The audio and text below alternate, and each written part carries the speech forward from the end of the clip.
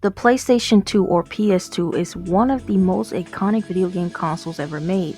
It was first released in Japan on March 4th, 2000, in North America on October 26th, and in PAL regions too. It is the successor to the PS1.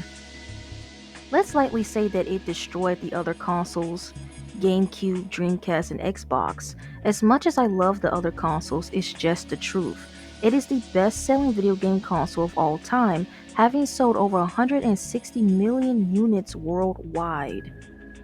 The PlayStation 2 changed the game for home entertainment. What made it so special wasn't just the graphics but the overall experience. It could play DVDs and had an insane library of games. It was backwards compatible with PS1 games too. You could go back now and still have a great time. You don't have to worry about stupid day one patches or waiting for the game to install. The PS2 was my very first console. Initially, I had to share the Xbox with my mom, which got tiresome after a while, so eventually I was given a PS2. Devil May Cry, Final Fantasy X, Shadow of the Colossus, Silent Hill 2, Sonic Unleashed, Tekken, Soul Calibur, Gungrave, the list could go on and on. And recently getting into the more crazy and odd obscure titles on the system like Dog of Bay and Mr. Mosquito. However, I won't be going over the crazy bizarre games, but the lost and canceled games cause, lost media is kind of my thing. The titles that never saw the light of day, whether it was due to controversy or financial issues. But before we go further, I can see you. I can see that you're not subscribed. It would be lovely if you please subscribe to my channel. It helps me be able to make the videos that I can make, and it'll help me be able to be monetized. So please subscribe.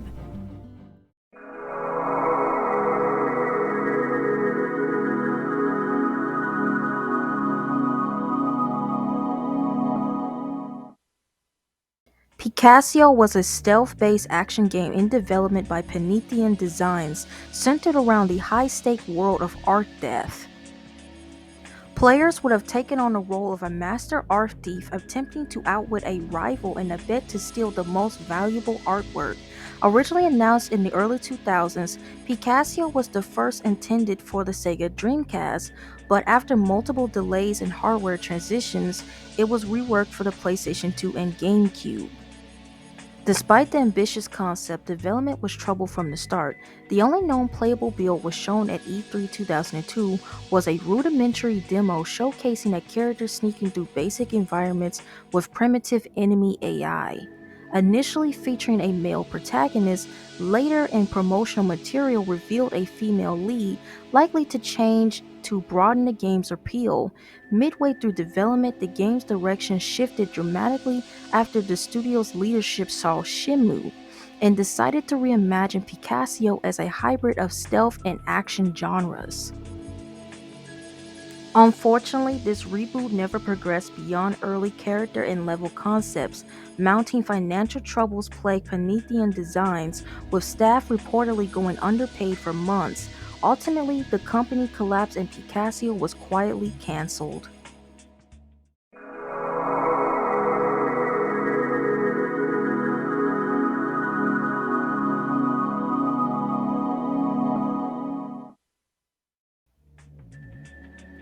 City of the Dead was a canceled horror-themed first-person shooter being developed by Kuju Entertainment and slated for publication by Hip Interactive in 2005.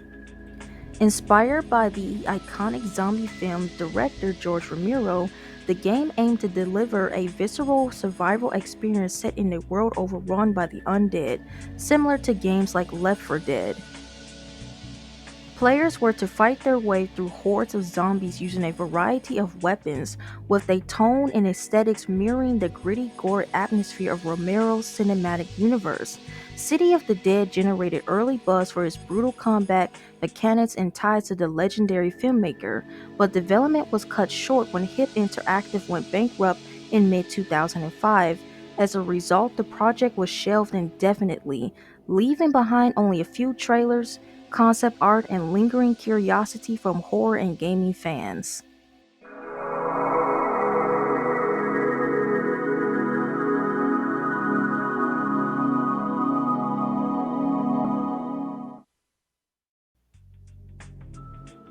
Dead Rush was a canceled video game that was being designed by Treyarch and would have been published by Activision.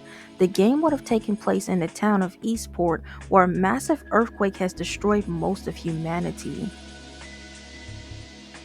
As Jake, a character suffering from memory loss, the player's job was to try and find out what exactly happened in Eastport, which is now overflowing with zombies.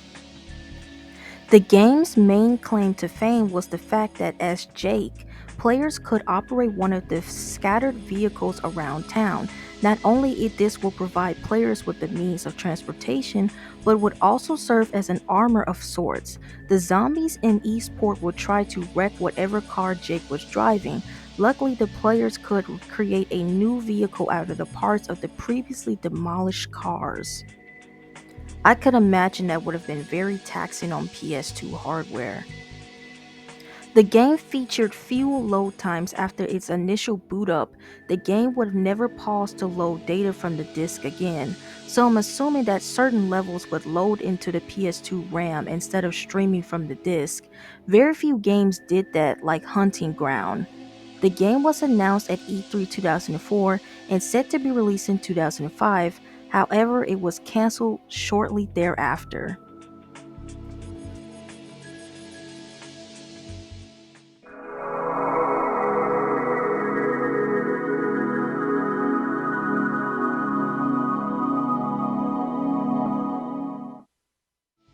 Fallout Brotherhood of Steel 2 was a planned sequel to the 2004 console spin-off game Fallout Brotherhood of Steel. Developed by Interplay Entertainment, like its predecessor, the sequel was intended as an action RPG designed primarily for the PlayStation 2 and Xbox, deviating from the core Fallout series' isometric turn-based roots.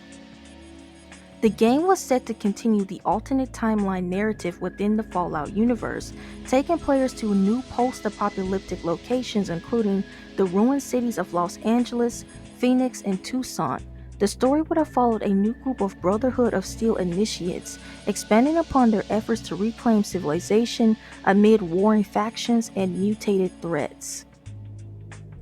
The game promised more refined combat mechanics, improved graphics, and a deeper narrative than the original, which had received mixed reviews for its repetitive gameplay and tonal divergence from the mainline Fallout series. Notably, the sequel was being developed during a period of financial instability for Interplay. While the internal design documents and concept art and partial scripts exist, the project never reached full production. Development was ultimately halted when Interplay lost the rights to develop the future Fallout titles, and the franchise was licensed and then sold outright to Bethesda Softworks. As a result, Fallout Brotherhood of Steel 2 was officially cancelled.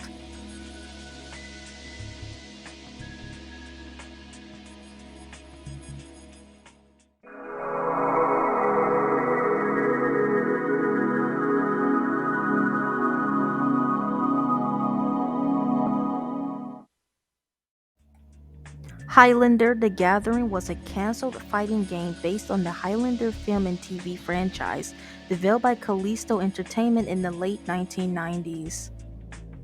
Designed for the PlayStation and PC, the game was designed to capitalize on the franchise's cult popularity by placing players in a one-to-one battles as various immortals, each wielding unique weapons and special moves in the quest to be the last one. Set in a dark cinematic world faithful to the Highlander mythology, the game would have allowed players to engage in sword duels across a variety of atmospheric environments, drawing heavily on the lore established by the films and TV series. The gameplay structure was similar to other 3D fighting games of the era, like Soul Edge and Bushido Blade, but with the unique twist of decapitation mechanics as true to the Highlander lore. Battles would only end when an immortal was beheaded. Callisto aimed to blend cinematic storytelling with dynamic combat supported by detailed character models and motion capture animations. Despite early previews and some promotional material, Highlander The Gathering never saw release. The project was quietly disappeared, likely due to financial troubles at Callisto and shifting market trends. No playable builds have surfaced, and is very little media from the game has survived, making it one of the most obscure cancel adaptations of a major franchise.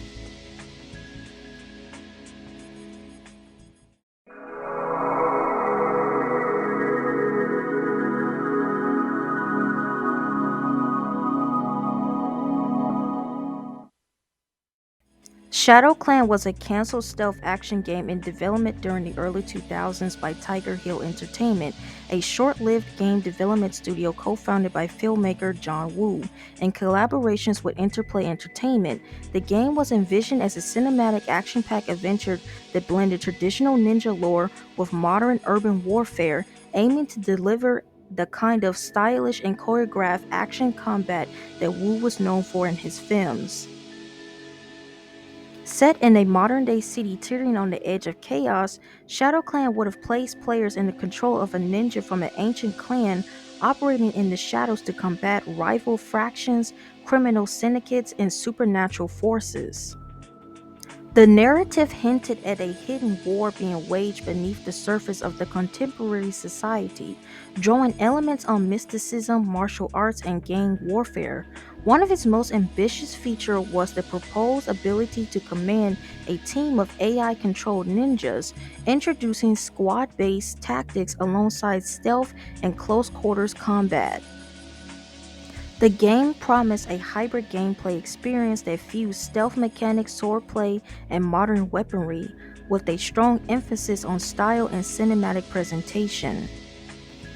Though originally intended for the sixth generation consoles like the PlayStation 2 and Xbox, Shadow Clan remained in concept and early development stages. Screenshots, videos, or a playable build were never publicly released. Unfortunately, ShadowClan never advanced past pre-production. Tiger Hill Entertainment disbanded in the mid-2000s, and several of its projects, including ShadowClan, were quietly shelved.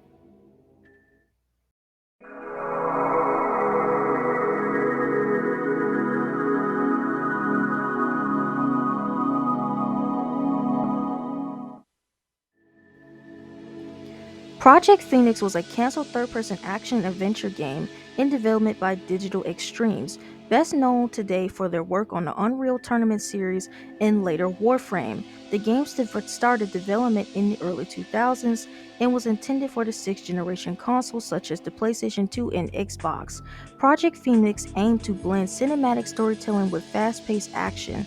Set in a dark and post apocalyptic future where Earth has been devastated by war and corruption. Players will take on the role of Phoenix, a female protagonist enhanced by cybernetic technology and trained to be the ultimate weapon. The story centered around her journey to uncover a conspiracy involving oppressive governments, rogue AI, and a world on the brink of collapse. The game's aesthetic was described as a mix of Blade Runner and Aeon Flux, with a strong emphasis on high-tech environments, slick animations, and a stylized cyberpunk atmosphere. The gameplay was set to feature a mix of melee combat, gunplay, stealth elements, and acrobatic traversal, drawing comparisons to games like Oni, Into the Matrix, and Prince of Persia. Digital Extremes hoped to push both narratives deftly and visual fidelity, promising a mature character driven experience with a strong female lead, which was still relatively rare for the time, and hell, still relatively rare for today, too. Despite showing promise in early design concept art and design documentation, Project Phoenix never made it its way to the public, with no reveal or playable demo either. The game was eventually shelved quietly, likely due to changing market conditions, internal studio priorities, and shifting publisher interests. Digital Extremes would later pivot to other projects, including Dark Sector, which carried forward some of the thematic and stylistic elements from Project Phoenix, and eventually the massively successful Warframe.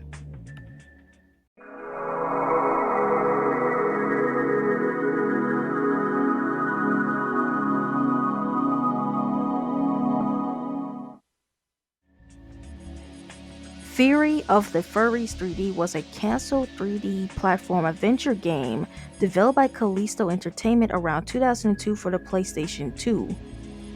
Intended as a modern sequel to the cult 1993 platformer, Fury of the Furries, originally released for PC and Amiga. This updated installment sought to blend classic gameplay with the irrelevant humor and pop culture parodies. While the original game featured four colorful furries with elemental powers navigating puzzle platform levels, Fury of the Furies 3D aimed to reimagine the concept in full 3D, leaning into the absurd and comical tone of the late 90s and early 2000s gaming. The sequel was known for its satirical approach. Each furry character was designed as an over the top parody of an iconic video game protagonist. Examples include a urinating spoof of Link from Legend of Zelda and a grotesque, exaggerated, overweight version of Lara Croft from Tomb Raider. The game would have featured a variety of themed worlds, each packed with puzzles, platforming challenges, and a tongue in cheek nods to gaming culture. Despite its originality and humorous edge, the project was quietly canceled during development, likely due to Callisto's ongoing financial troubles, which accumulated in the studio's closure in 2002. No playable builds or detailed footage of the game has surfaced publicly.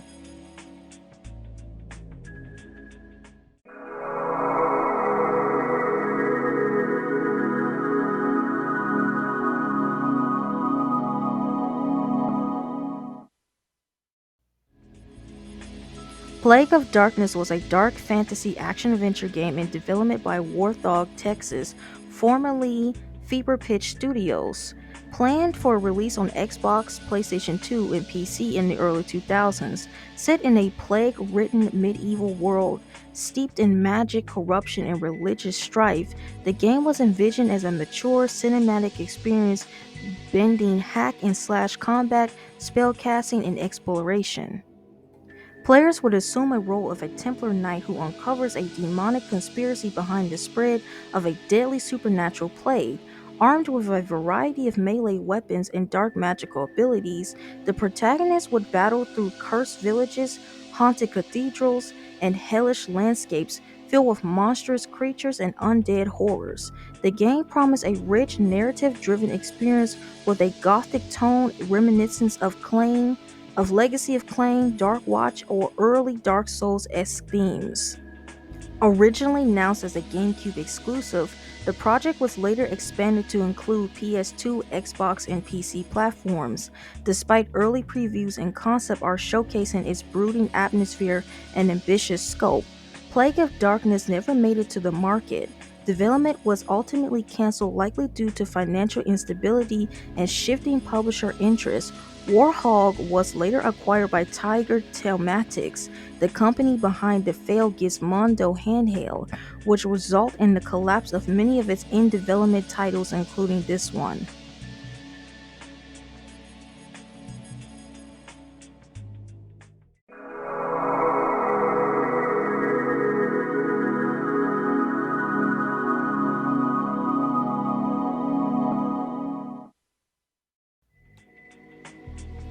Zombies: The Awakening, developed by Chrysalid, was an ambitious but ultimately unreleased survival horror game that entered development in the early 2000s.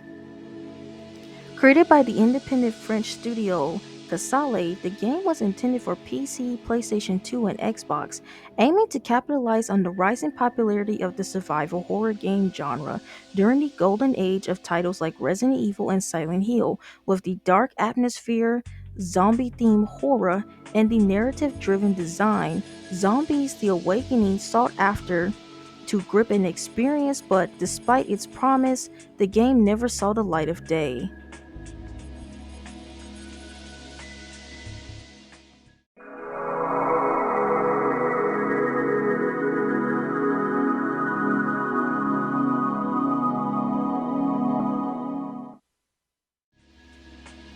Time Shift slash Chronos. During its early development in the early 2000s, Time Shift was known internally by its codename Chronos. It was envisioned by the developer Saber Interactive as a groundbreaking first-person shooter built around an innovative time manipulation mechanics, including the ability to slow, stop, and rewind time. So basically picking back off of Time Splitters.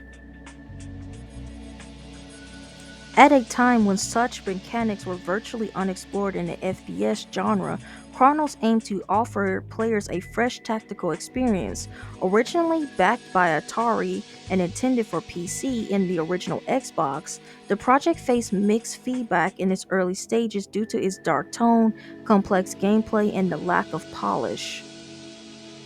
After Atari dropped the title, Vindy Games acquired publishing rights and initiated a major overhaul. The game's visual story and protagonists were all redesigned, shifting the tone from gritty realism to a more futuristic sci fi esque aesthetic. Renamed to Time Shift, the final version was released in 2007 for PC, Xbox 360, and later PS3. While it didn't become a major commercial hit, it earned praise for its clever mechanics and remained a hidden gem for the 7th generation gaming.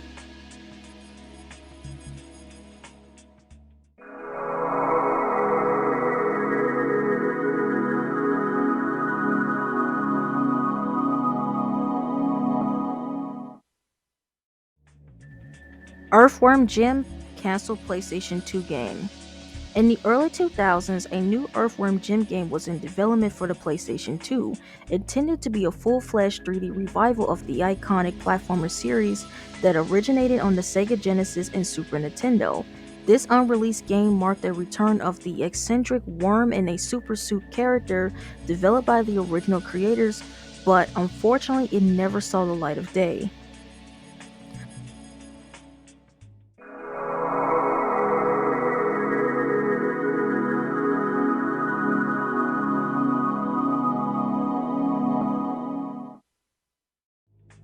Dark Watch 2 was the planned sequel to Dark Watch, a cult classic first person shooter that blended Western, horror, and vampire themes, developed by High Moon Studios.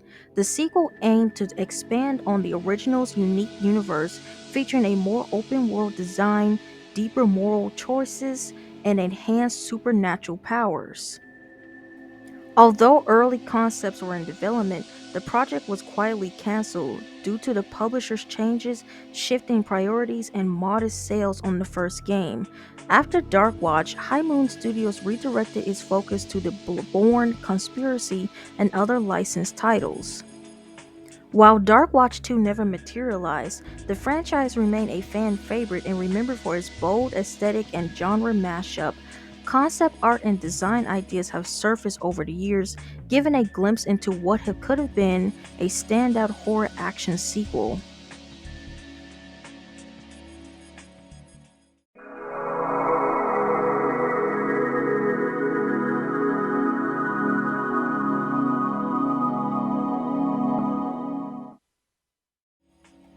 Surface Tension was a third person action adventure game in development by Chrome Studios, the Australian studio best known for the Thai Tasmanian Tiger series. Designed exclusively for the PlayStation 2, the game was in active development during the early 2000s and sought to blend action gameplay with innovative water based mechanics and a unique sci fi narrative. Set on a futuristic, partially submerged Earth, Surface Tension would have featured an amphibious protagonist with the ability to seamlessly transition between land and water based combat and exploration. Players would navigate flooded urban environments like sunken cities and underwater research facilities while battling hostile creatures and uncovering the secrets behind the global catastrophe.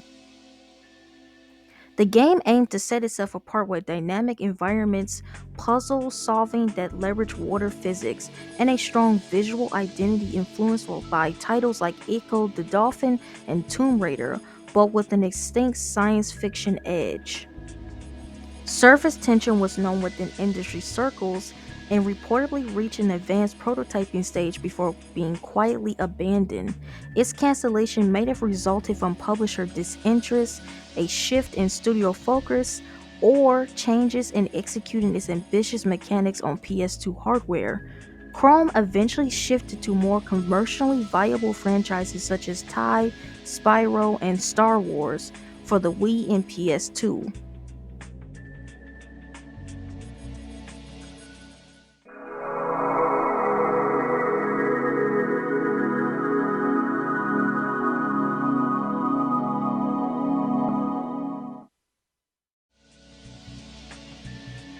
Legend of K 2 was a planned sequel to the 2005 cult classic platformer Legend of K.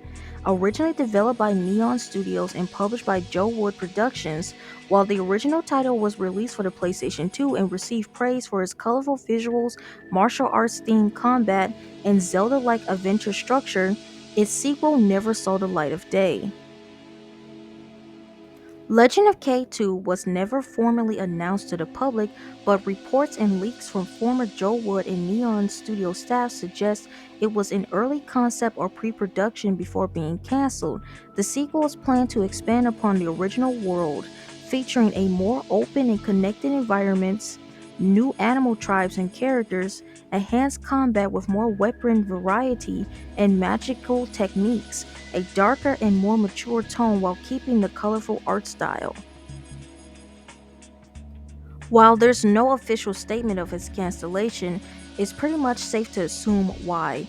Joe Wood faced serious financial issues and underwent internal restructuring, which led to its bankruptcy filing in 2011. Although Legend of K received good reviews, it did not sell well. The company likely redirected its resources to other projects or newer platforms, leaving Legend of K2 behind. In 2015, a remastered version of Legend of K was released called Legend of K Anniversary for modern platforms, keeping the franchise alive. So maybe sometime in the future, Joe Wood would resume the development on the sequel.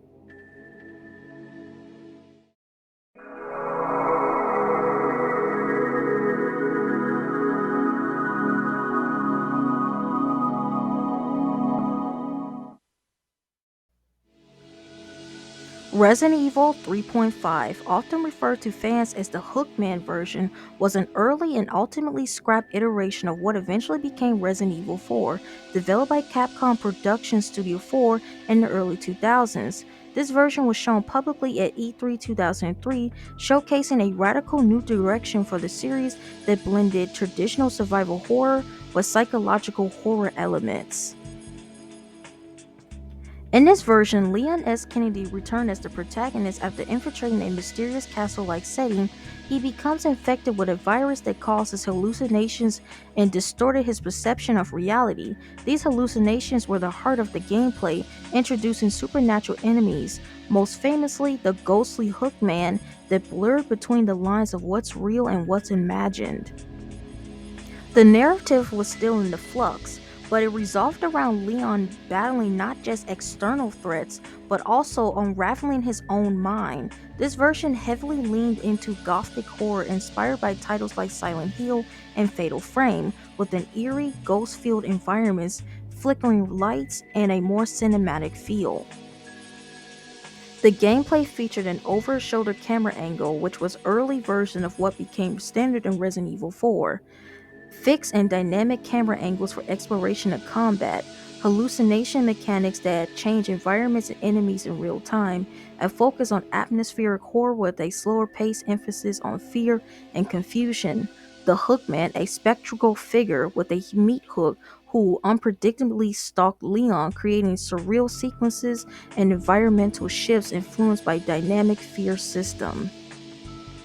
Despite a strong visual presentation and a memorable trailer, Capcom ultimately scrapped Resident Evil 3.5.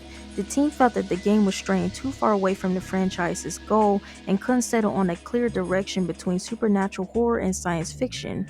Performance issues on the GameCube hardware and a growing desire to reinvent the series into a more action-oriented format led to a full reboot of the project. This cancellation gave birth to Resident Evil 4 as we know it today, which redefined the series and the third-person shooter genre. The only thing that has survived was the GameCube demo footage, I do believe. Other than that, no assets have been found, and of course the build itself is still lost to this day. Resident Evil 3.5 have become legendary in gaming.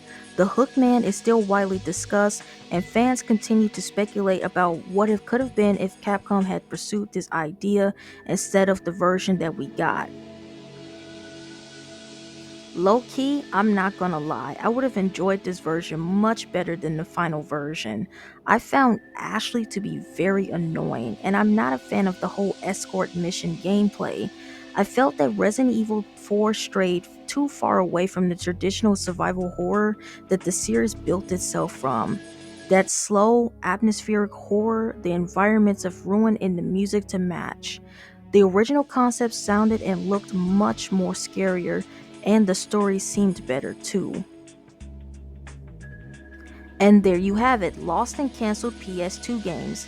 Thank you if you made it to the end of the video, I gladly appreciate it. If you have any suggestions, thoughts, or additional information about these games, feel free to share them in the comments section below. I love to hear your insights. Don't forget to like the video if you found it interesting, and consider subscribing for more content like this. And thanks again for watching, and I'll see you in the next video.